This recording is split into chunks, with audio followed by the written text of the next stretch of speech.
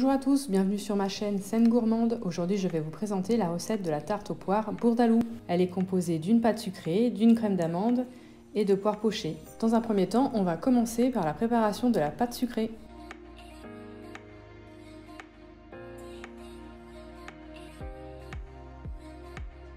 On va commencer par disposer le beurre mou dans le bol du robot avec les graines de vanille et on va le battre jusqu'à ce qu'il devienne pommade.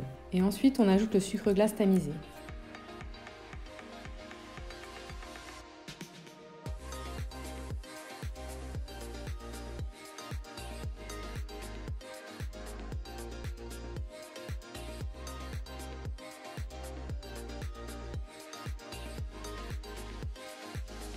Une fois que le sucre glace est bien incorporé, on va ajouter l'œuf battu.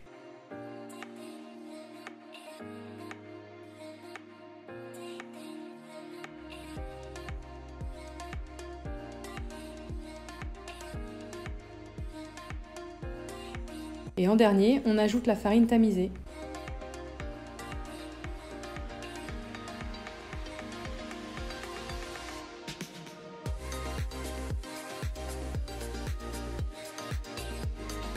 Une fois que la farine est bien incorporée, on débarrasse et on phrase sur le plan de travail pour bien la mélanger.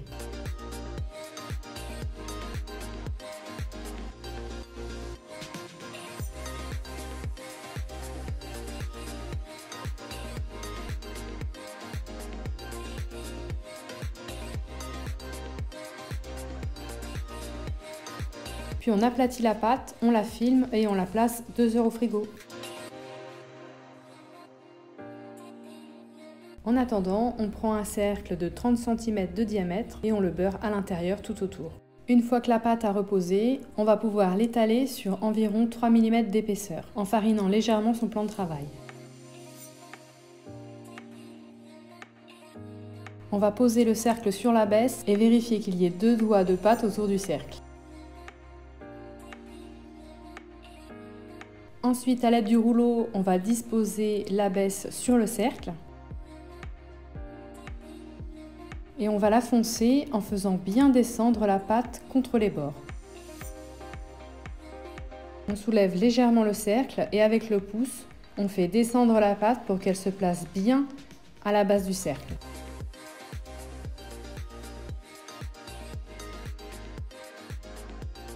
Et à l'aide du rouleau, on va passer sur le dessus pour retirer l'excédent de pâte. Si on a un petit trou, on le comble avec de l'excédent de pâte. Ensuite, avec le pouce et l'index, on pince pour relever la bordure et on retire l'excédent de pâte avec un petit couteau. Si vous avez du mal à travailler votre pâte parce qu'elle est trop molle, n'hésitez pas à la remettre environ un quart d'heure au frigo pour la retravailler plus facilement.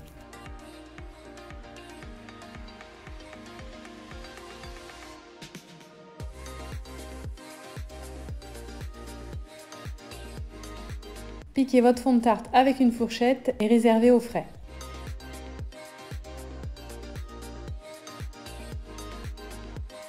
Ensuite, on va préparer la crème d'amande.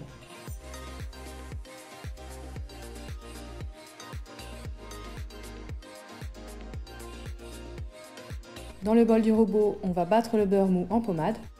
Ensuite, on va ajouter le sucre glace.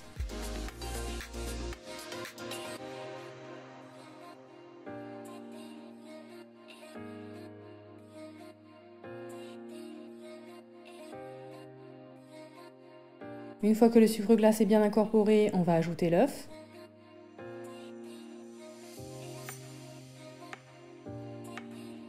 Une fois que l'œuf est bien incorporé, on va ajouter la poudre d'amande, puis ensuite le rhum.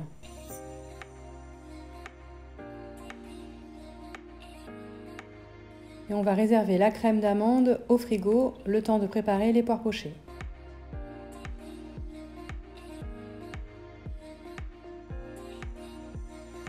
On aura donc besoin de 4 poires conférences. On va commencer par couper les extrémités de la poire, l'éplucher, puis la couper en deux et les vider.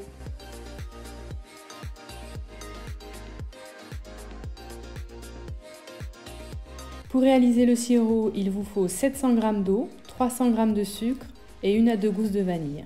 Vous portez le tout à ébullition. Vous pourrez ensuite pocher les poires 10-15 minutes.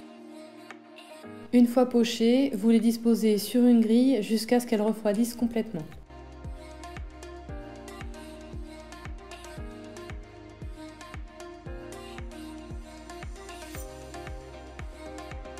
Une fois que les poires sont bien refroidies, on va pouvoir les couper en tranches fines, environ 3 mm d'épaisseur.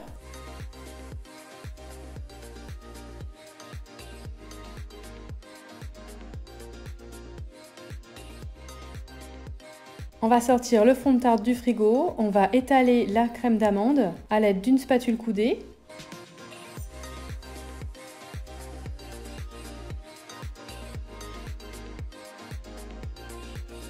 Ensuite, on va pouvoir disposer les poires sur la crème d'amande en les aplatissant légèrement, l'une en face de l'autre, puis 3 de chaque côté.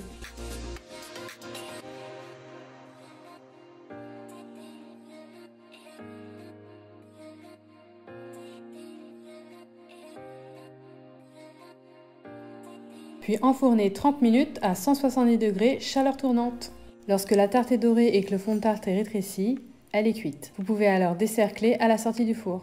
Une fois que la tarte est refroidie, on va pouvoir appliquer un peu de nappage neutre ou bien de gelée d'abricot, chauffé entre 80 et 95 degrés.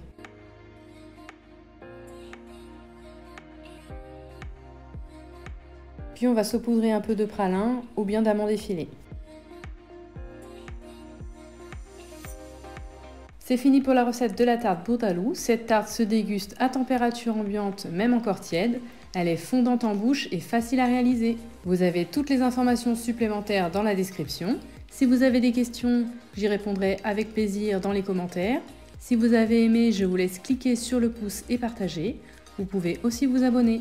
Merci d'avoir regardé ma vidéo et à très vite pour une prochaine recette. Bonne dégustation!